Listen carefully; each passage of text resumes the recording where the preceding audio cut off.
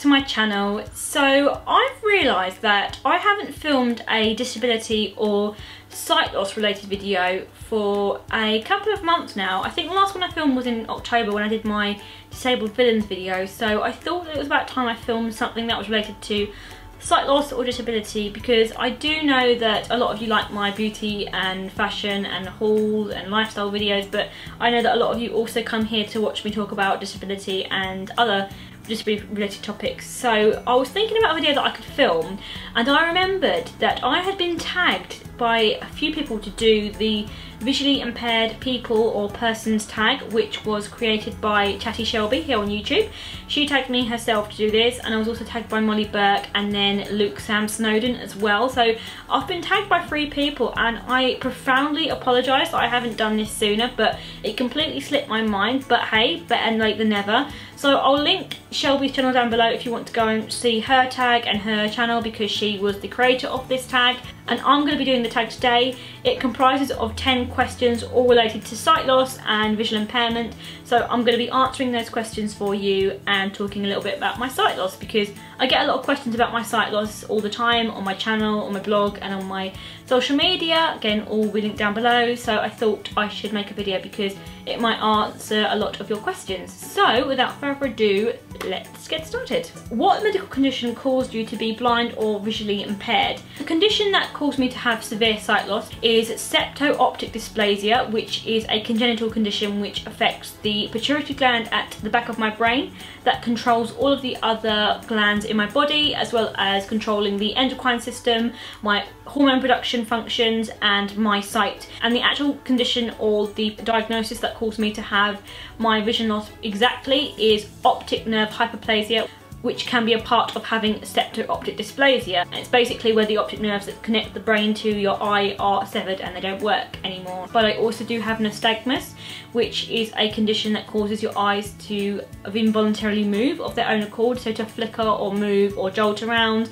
I have congenital nystagmus, so my eyes only move ever so slightly, so it's ever so slightly shaking all the time, so it's a constant shakiness to my eyes, which causes me to have difficulties focusing. And I will also link down below the video that I filmed in which I was discussing and talking about my septo-optic dysplasia and my diagnosis and living with the condition as well, if you're interested. In 3 words, describe your vision. I would say an enlightening journey is how I would describe my vision.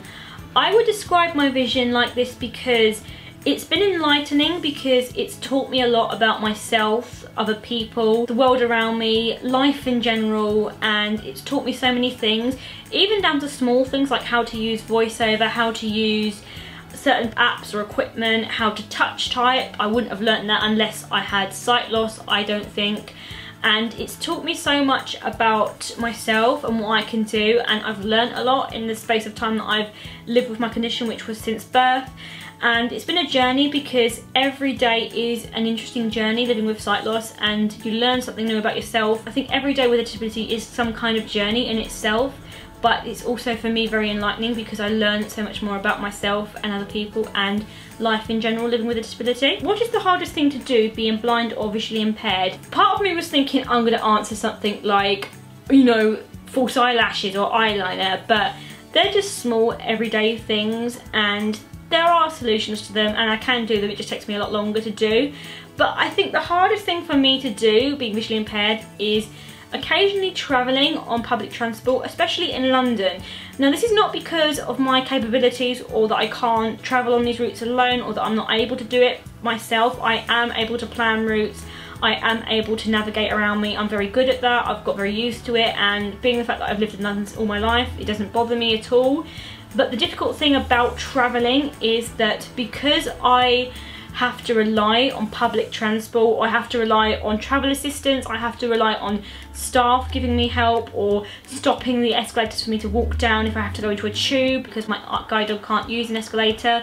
It becomes more difficult, because that journey that would have been a breeze for someone who has full vision, for me becomes a real challenge, because I can't access things like any other person would, because I need things to be made accessible to me, and sometimes they're not. Sometimes stations aren't accessible, sometimes a tube strike occurs and I can't use that station anymore. I have to try and navigate using different methods of transport, and sometimes using public transport when you have sight loss can be a bit of a minefield, not because you personally can't cope with travelling on public transport, but because it's not always going to be an accessible environment for you to be in. What is the best thing about being blind or visually impaired? I think for me the best thing about being blind or visually impaired is the fact that I've been able to meet so many interesting, inspiring and amazing people on my travels. I've met so many people in the last 4 years being a blogger. I've met so many people who have contacted me about their story and telling me so much about their life. I've met people through my interviews that I've done on my podcast channel and also on my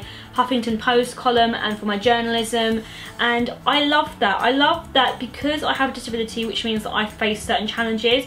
I've instantly connected with other people when I've been blogging or when I've been working with people, and it's a lovely thing because you get to hear so many stories and you get to really find out so much about other people, and it just inspires me every day when I hear about all these people who've done so many amazing things, like start up their own business or are training to become an athlete, or they are doing stand-up comedy, or they're just doing things that they love to do, and they are just the most amazing people that I've met through having a disability myself and connecting with people online, with charities and other various causes and projects, and that's been the most rewarding thing, and the best thing about having my disability is the community that I've gained from it. What question do you get asked most about or because of your vision? I think the question I get asked most is definitely when I have my guide dog. People ask me, are you training that guide dog? I get that pretty much every single day that I have my guide dog,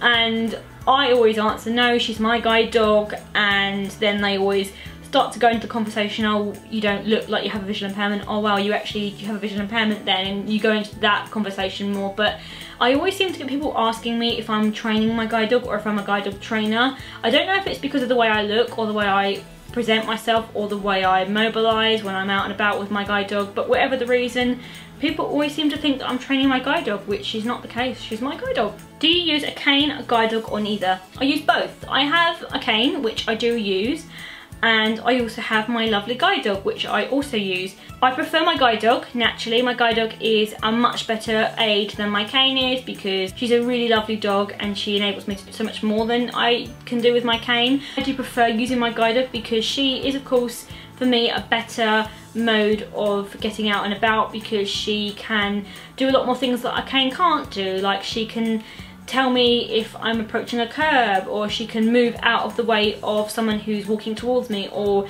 a person, whereas my cane can't do that. If I knock into someone's legs, the cane's not going to say, oh actually hold on a minute, there's someone in front of you, let's walk around this way. My guide dog, however, does do that, so my guide dog just makes things a little bit more smoother and makes getting out and about a little bit more easier than my cane does. But I do use both, and also she's company as well. She's funny, she's mischievous when she wants to be, she's a real character, and she's a lovely dog. But when I have a dog, I feel safe and I feel like I've got companionship. I know that there are people who prefer using canes, and that's of course fine because that's your personal preference, and if that's enough for you and you're able to get out and about and you're being mobile and you're happy with that, then great, that's really good for you and I'm pleased. But there are some people who prefer using guide dogs as well, and I have both methods, but I do prefer my guide dog because she is my compadre and she is my partner in crime and I love her. Although, can I just say, someone once asked me if my cane was a wand. They thought I was a witch.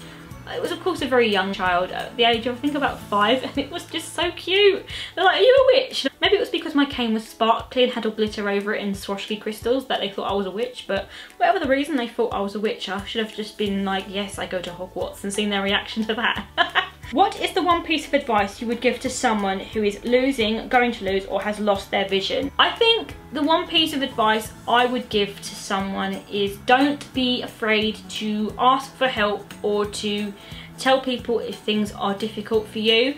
Now, I would have said that I was an absolute hypocrite a few years ago because I never did this myself. I learned the hard way. I would just endeavour to do things myself. And of course, it's very gratifying when you get to do things yourself and you've done things on your own, whatever that thing that you've done yourself might be.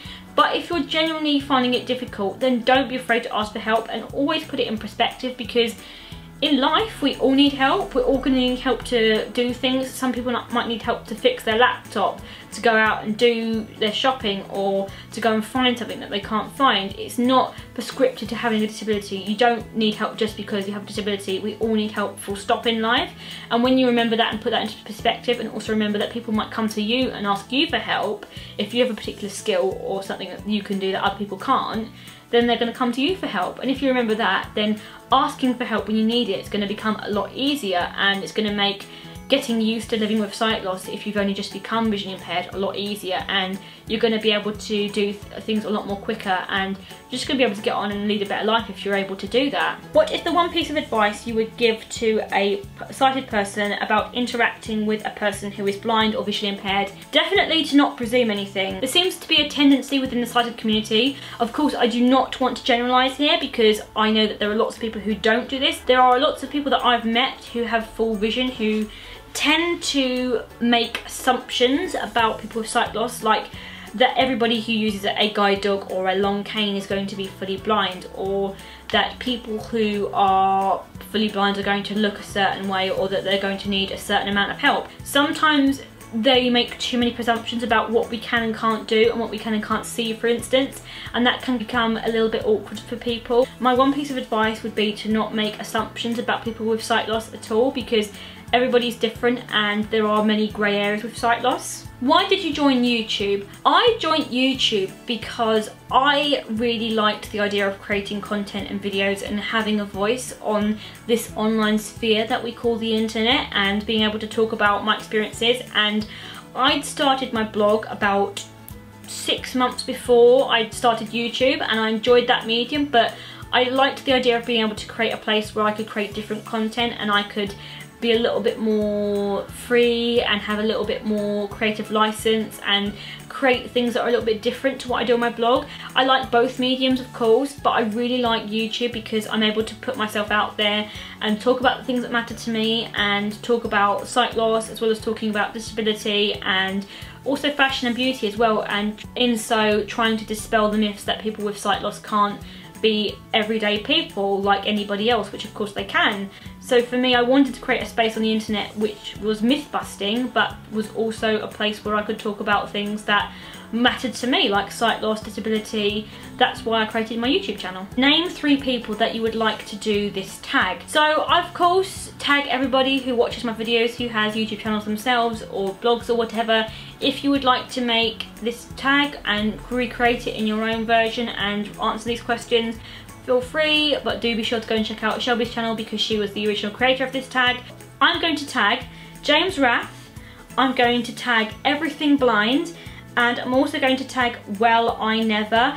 And fun fact for you, Glenn from Well I Never is the very lovely individual who has very kindly transcribed, I believe it's now 10 of my videos, making them accessible for people with hearing loss and other disabilities. So that's absolutely fantastic, and thank you so much, Glenn. So I thought now I would tag you to do this tag and in turn pass something on to you. So do go and check out his channel as well as everyone else I've tagged in this video to do this tag. I'll link them all down below. Thank you all so much for watching this video today. I really hope this has helped you and it's answered some of your questions about sight loss, and it's given you some idea about me and how I live with my sight loss. Thank you so much as well to Molly, Luke, and of course Shelby, who have tagged me to do this. It was really fun to do and a really interesting experience. If you have any questions, do be sure to leave them in the comments below as well. Don't forget to like, comment and subscribe to my channel as well if you're new, and I will see you guys in my next video. Bye!